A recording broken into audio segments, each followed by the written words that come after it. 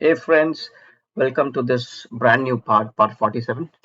Now remember that there are a lot of contents for members, so I would recommend you to join and become a Cloud Kernel or a Cloud Ninja member.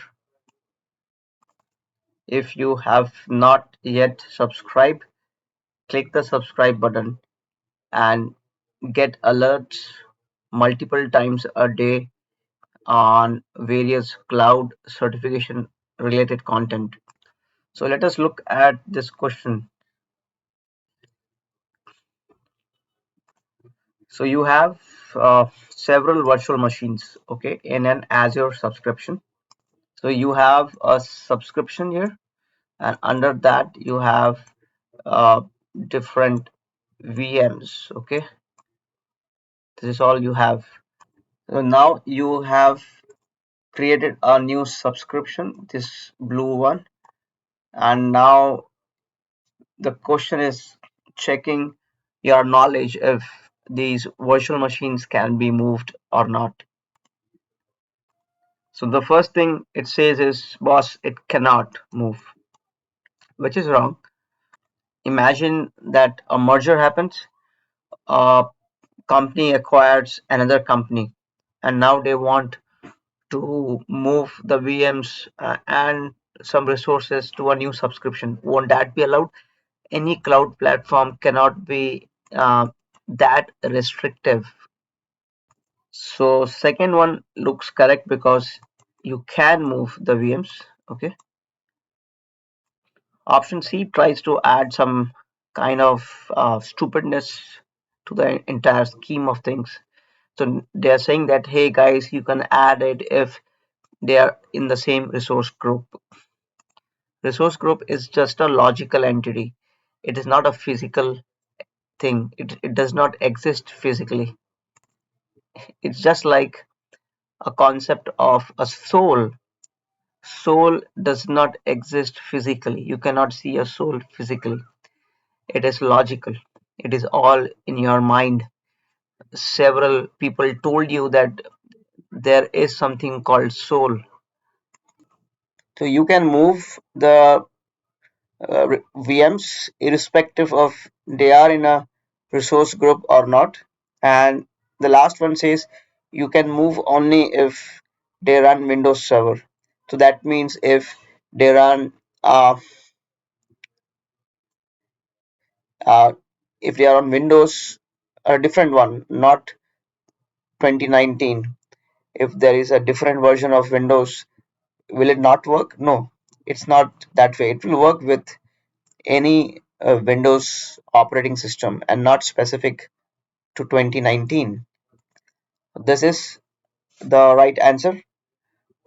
So this question, is simply put, if you have four computers, four CPU machines, and you want to move from one room to another room, you can move it, right? It does not say, hey, you can move it only if it is boxed in a resource group. No. You can move it only if the operating system is Windows 2019. No. You can just move it, man. So you got, this is the next question. Okay, you are telling that you want to purchase a third party security appliance. Okay, from where can you purchase? Common sense. Whenever you want to purchase, so you should purchase from market. If you want to buy a shirt, you go to a market. Similarly, here in the cloud world, you go to marketplace if you want to buy this. So subscription is like the first time you have an account, you create a subscription and then you create resources within that subscription.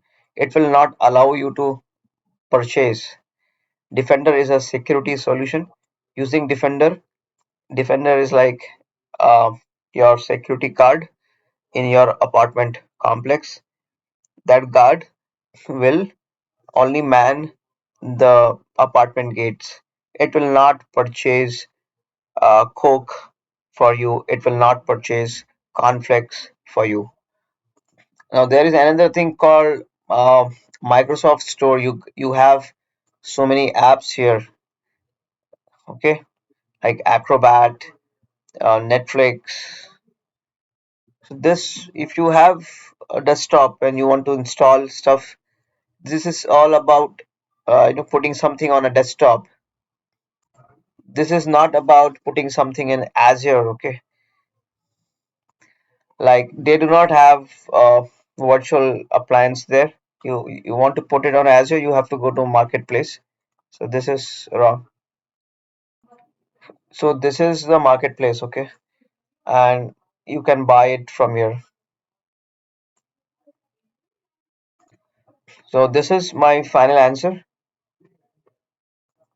So uh, this next question is about highly secure IoT solution that has a microcontroller unit and a Linux operating system.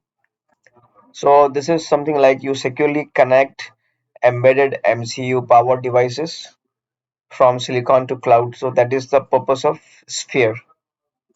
So that starts in silicon. That means it starts at a chip level and extends to the operating system and the cloud environment. So that is what Sphere is designed for. So so this is my answer. But let us look at Azure Arc. So this stuff Arc here. If you want to secure and operate apps and Azure services from anywhere, Arc is the solution. So basically, it is just like a bridge and between your data centers, edge, and multi-cloud environments. So primarily, if you are using multi-cloud and a lot of Kubernetes, IoT devices, integrated systems, then you can think about Arc. But Arc does not have MCU, so this is wrong. Let us look at IoT Central. So if you want to create IoT solutions, you use IoT Central. So it is a ready-made UX and API surface for connecting and managing devices. So it's just like a central solution. From one place, you can manage the devices, you can send reliable data for business insights, and so on. So, but it does not have this kind of MCU for a IoT solution. An IoT hub. So if you want to manage so many IoT assets, you use IoT hub. And what it does is basically it connects IoT applications and devices it manages. So that is what it does. It's kind of trying to connect these two. So there are so many IoT devices like sensors and in oil rig platforms and the pipelines which carry those crude oil. They have a lot of IoT devices, sensors plugged. If the sensors need to talk to each other, like for example, if one sensor detects a leakage, it should send a message to the other sensor, hey, you know what? You should relay a message. I'm going to get unhealthy, or I'm going to abort.